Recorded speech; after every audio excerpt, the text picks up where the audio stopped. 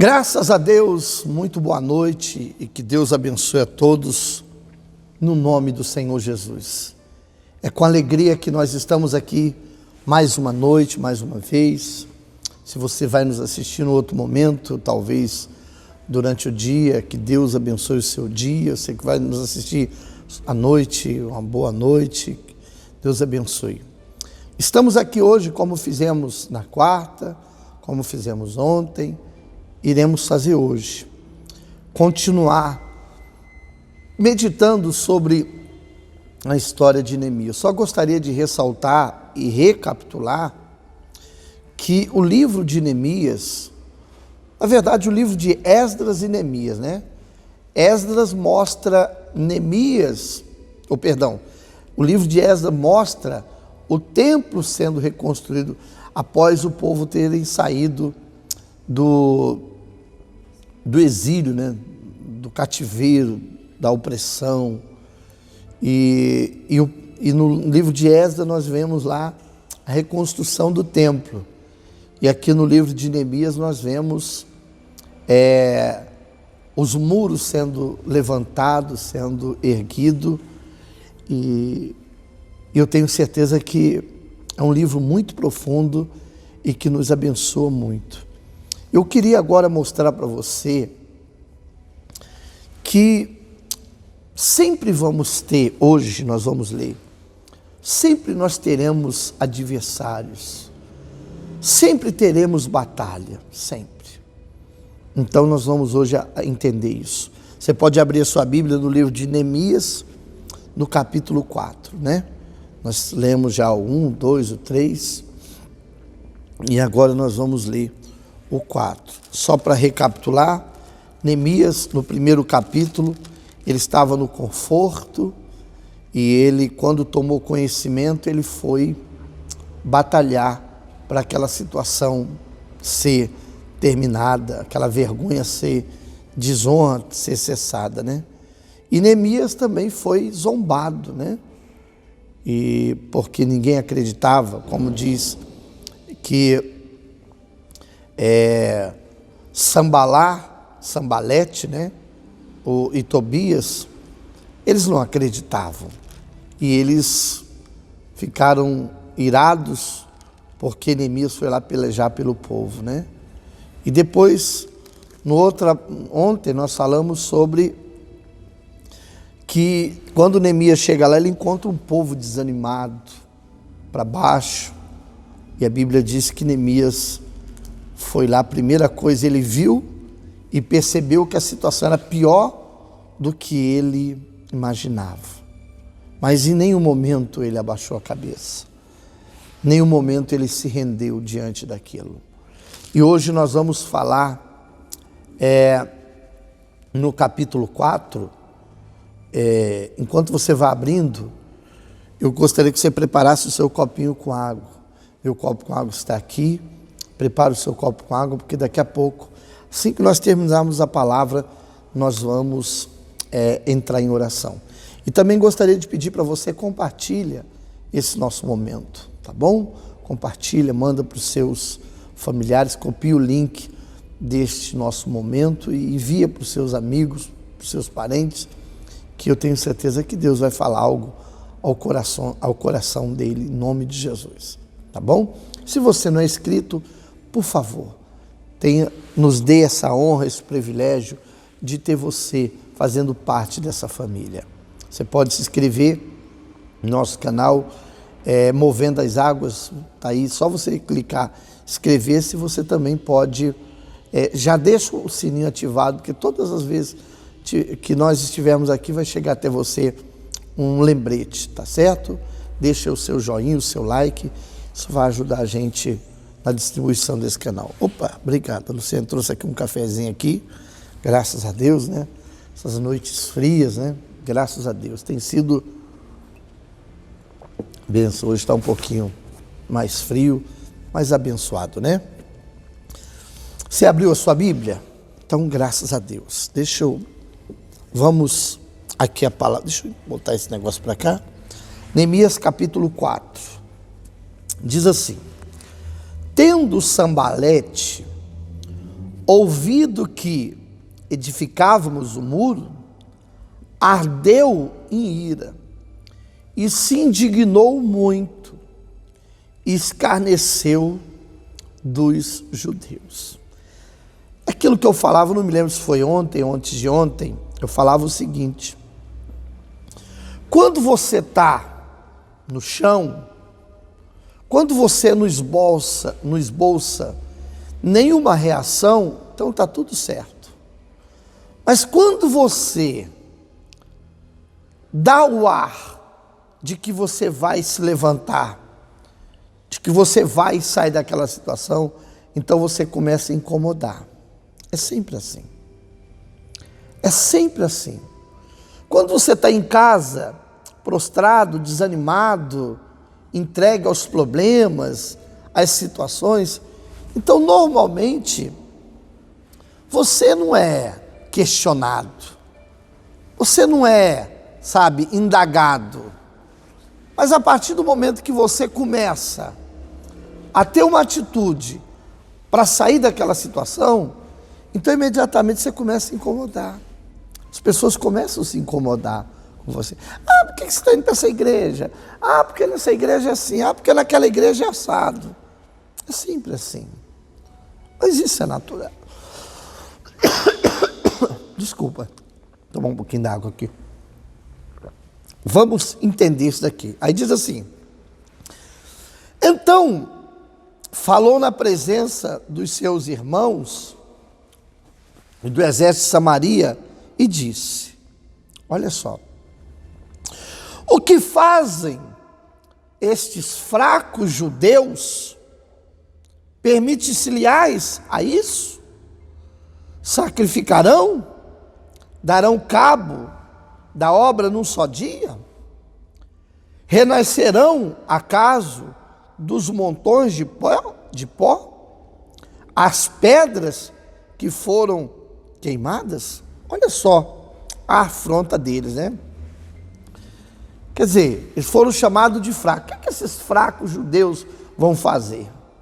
O que esses fracos? Será que eles vão conseguir ressuscitar a pedra das cinzas? Será que eles vão reerguer? Mas isso tudo num tom de deboche, de demagogia, de tentar humilhar. É sempre assim. Aí continuando diz assim: estava com ele Tobias, o amonita, e disse: ainda que edifiquem, quer dizer, ainda que eles façam a obra, né? Vindo uma raposa, derribará o seu muro de pedra. Quer dizer, e Neemias só escutando esse tipo de argumento todo. Neemias, ouvindo toda essa conversa, tá bom, eles podem até levantar, mas vai vir uma raposa e vai bater e vai jogar tudo para o chão. Neemias só escutou. Neemias não tinha nada o que tratar com eles. É como você. Você não tem que tratar das suas queixas com este ou com aquele. O seu negócio é com Deus. Se você tem que tratar algo, você tem que tratar algo com Deus. Não pode ser com este ou com aquele. Porque este e aquele não resolverão a sua vida. É bom que você tenha essa consciência. Aí Neemias começa, né? O versículo 4. Ele já vai direto a quem? A Deus. Ouve, ó nosso Deus, pois estamos sendo desprezados. Cai o seu opróbrio sobre a cabeça deles. E faze que sejam despojos numa terra de cativeiro. Não lhes encubra a iniquidade, e não se risque diante de ti o seu pecado, pois te provocam a ira na presença dos que edificavam, versículo 6, assim, olha só, edificávamos o muro, e todo o muro se fechou até a metade de uma altura. Por quê? O povo tinha ânimo para trabalhar. Pare um pouquinho.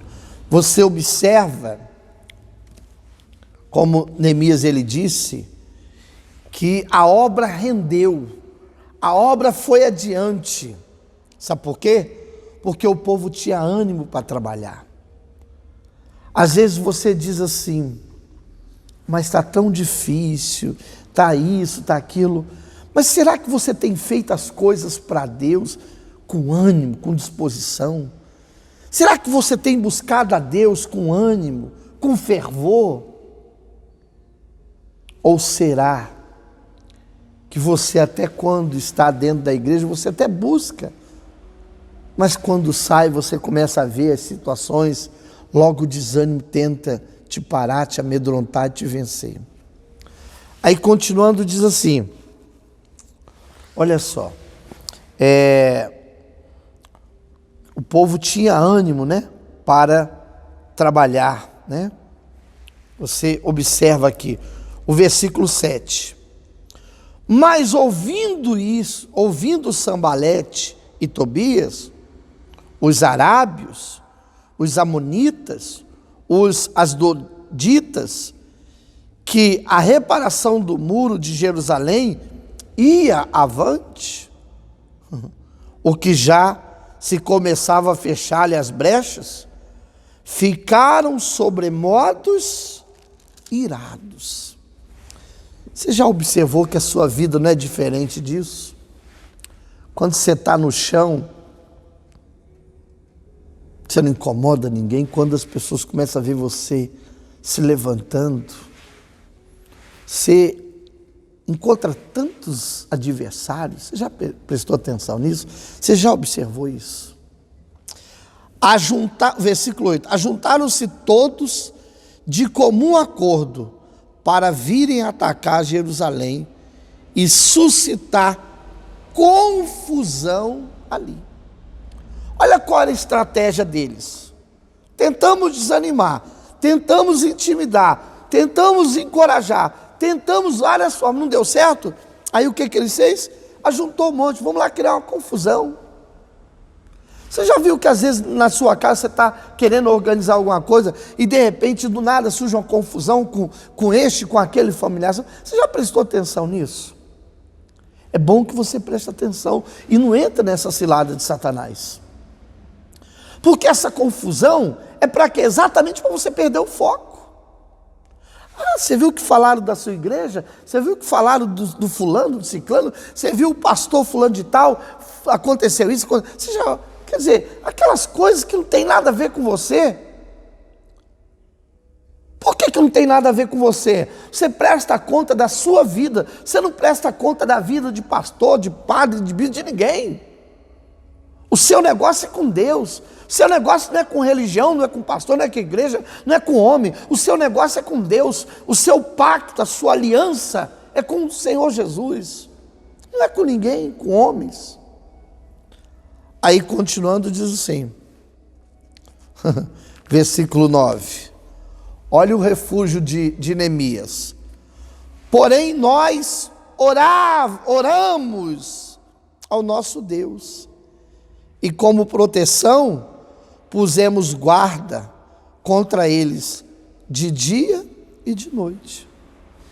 Sabe, meu irmão, a Bíblia diz que eles se colocaram em oração. Colocaram os guardas? Colocaram, mas colocaram também o joelho no chão, em buscar a Deus, em se voltar para Deus.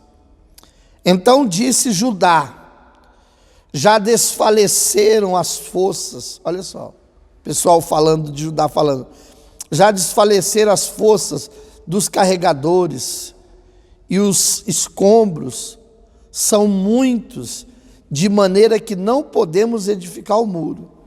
Observa bem uma coisa. Então começou a correr um burburinho entre os próprios que estavam com Neemias. Começou assim, puxa vida, já não estamos mais tendo força, estamos fracos, sabe? Já não estamos tendo a mesma força.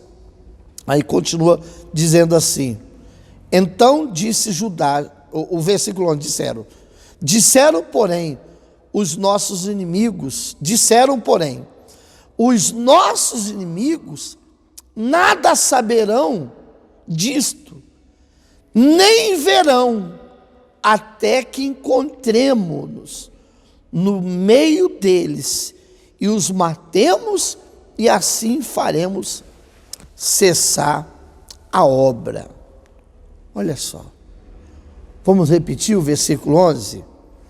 Disseram, porém, os nossos inimigos, nada saberão disto, nem verão, até que entremos no meio deles e os matemos, e assim,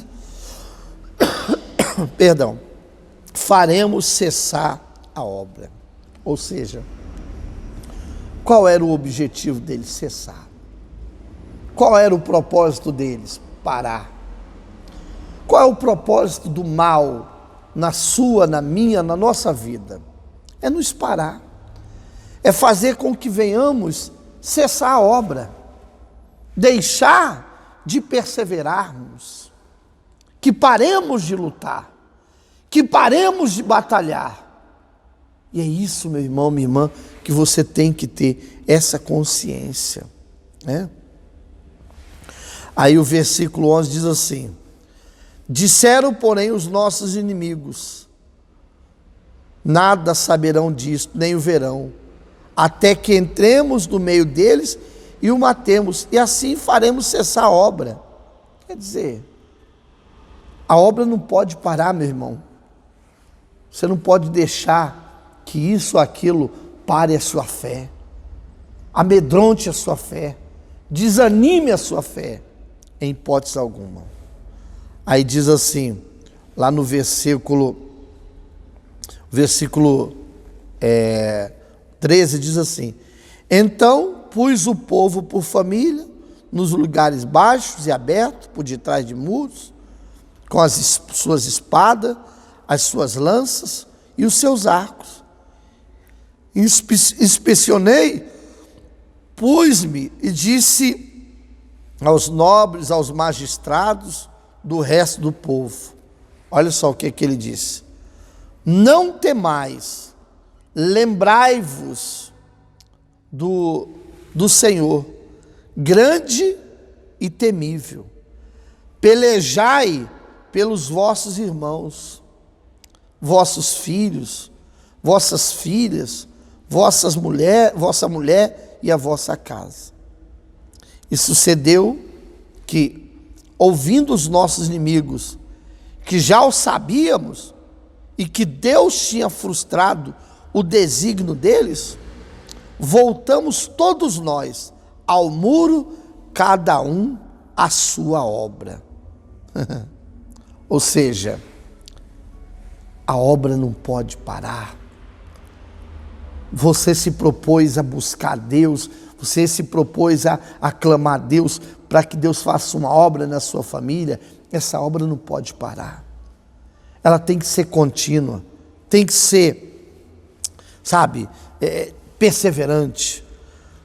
Versículo 16, daquele dia em diante, metade dos meus moços trabalhava na obra e outra metade empunhava as lanças, escudos, arcas, couraça, e os chefes estavam por detrás de toda a casa de Judá. Você vê, meu irmão, minha irmã, que não havia brecha, não havia folga, não havia descanso. Porque quando você pensa em descansar, em parar, é a hora que o bicho vem e passa a rasteira, né? Aí, no versículo 18 diz assim: os edificadores, cada um trazia a sua espada, a cinta, e assim edificavam. O que tocava o trombeta estava junto de mim. Disse eu aos nobres, aos magistrados e ao resto do povo: grande e extensa é a obra, e nós estamos no muro muito separado, longe um dos outros.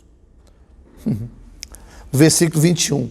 Assim trabalhavam na obra, e metade empunhava a lança, desde o raiar do sol até o sair das estrelas.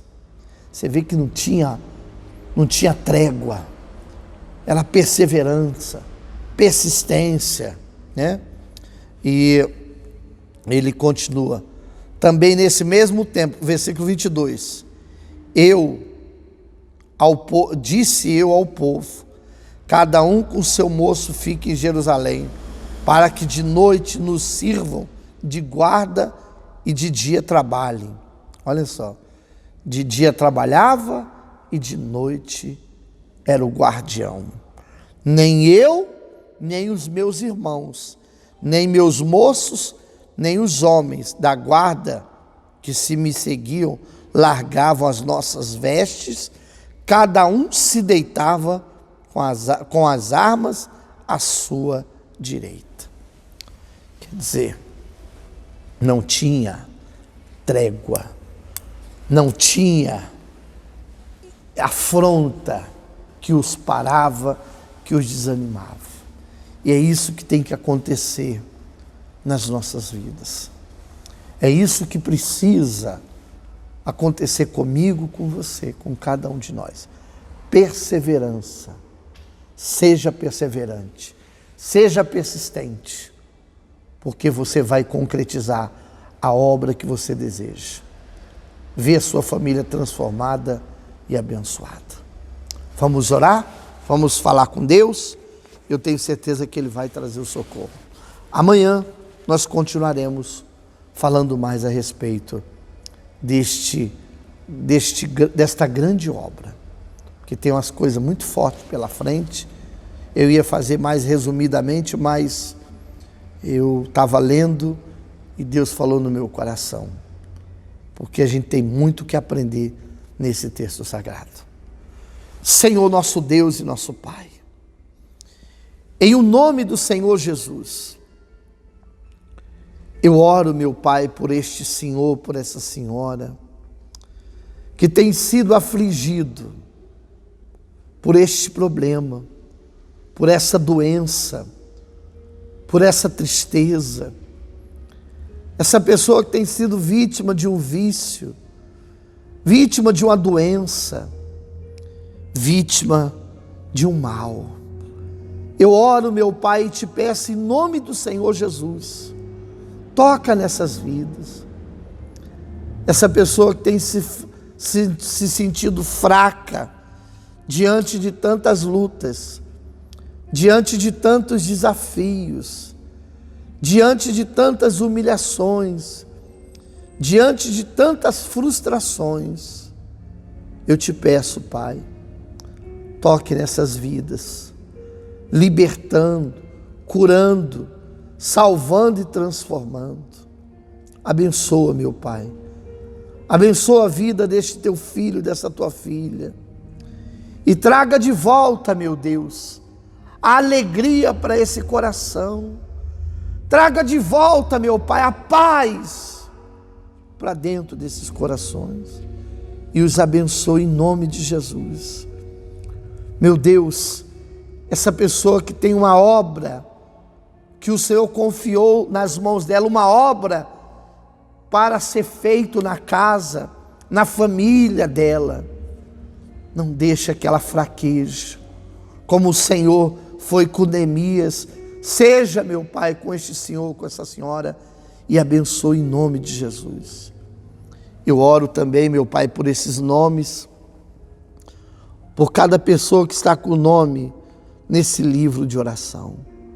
Visita e abençoa, Pai, que haja libertação, que haja cura, que haja mudança, que haja paz nesses corações, em o nome do Senhor Jesus. Abençoa com o teu poder, consagra esse copo com água, santifica essa água e abençoe em nome de Jesus. E você que crê, diga amém, graças a Deus, amém. Vamos juntos beber dessa água.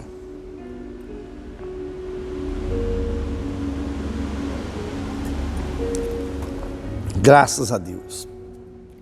tenha certeza que Deus ouviu a sua voz, a sua súplica. E amanhã nós continuaremos. Amanhã é sábado, a nossa live é um pouquinho mais cedo, é 9 horas, né? De segunda a sexta, 10 da noite. Sábado e domingo às 9 horas. E amanhã a gente continua falando um pouquinho mais concernente a este homem que tem tanto para nos abençoar e nos ensinar. Ensinar que temos que ser perseverante, temos que ser persistente, tá bom? Eu vou ficando por aqui, peço para você, inscreva-se se você não é inscrito no nosso canal. Caso você já seja inscrito e você não ativou o sininho, ative o sininho, por favor, que você vai deixar sempre quando nós estivermos com um novo vídeo, uma nova mensagem, então você é notificado, tá certo? Faz isso, deixa o seu like, deixa o seu joinha que você vai estar ajudando muito nesse nosso momento, tá bom? Tá certo? Que o Senhor Jesus te abençoe e te guarde. Que o Senhor Jesus faça resplandecer a luz do seu rosto sobre ti e tenha misericórdia de ti. Que o Senhor sobre ti levante o teu rosto e te dê a paz, hoje, amanhã e para todo sempre. Que Deus abençoe. Amanhã, 6 horas da manhã, estaremos orando, meio-dia e 18 horas. E à noite, a nossa live, continuando falando das coisas do alto. Beijo no seu coração e até amanhã, se o Senhor assim permitir. Fique com Deus e até lá.